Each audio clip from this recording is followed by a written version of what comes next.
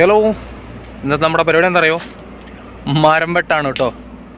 കുറച്ച് വെട്ടിക്കൂട്ടി ഇനി വെട്ടിയ മരം കാണിച്ചു തരാം. കറണ്ട് കമ്പിയുടെ അടുത്തായിരുന്നു, കുറേയൊക്കെ വെട്ടി ഇറക്കിയിട്ടുണ്ട്.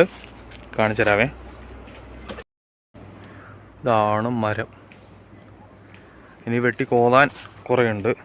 ഇതുണ്ടോ, ഒക്കെ വെട്ടി കോതണം.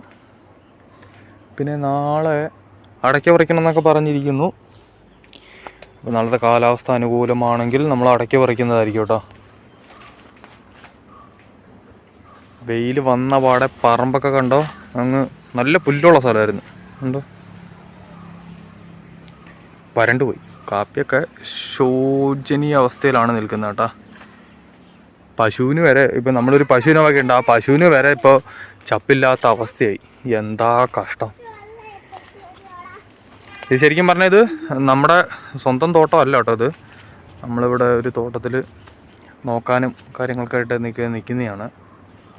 അപ്പോൾ ആ തോട്ടത്തിൻ്റെ അവസ്ഥയാണ് ഇതൊരു. ശരിക്കും പറഞ്ഞാൽ ഒരു തമിഴ്നാട്ടുകാർ വാങ്ങിയ തോട്ടവും, പിന്നെ എന്താണെന്ന് വെച്ച് കഴിഞ്ഞാൽ അവർക്കങ്ങനെ കൃഷിനെക്കുറിച്ച് വലിയ ധാരണകളില്ലാത്ത ആൾക്കാരാണ്.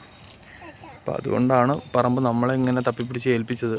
നമ്മളിങ്ങനെ ഓരോ മരങ്ങളിങ്ങനെ വെട്ടി ക്ലീൻ ചെയ്ത് വരുന്നുണ്ട്. പിന്നെ തെങ്ങിലൊക്കെ ക്രോപ്പ് കുറവാണ്, അടയ്ക്കയും ക്രോപ്പ് കുറവാണ്.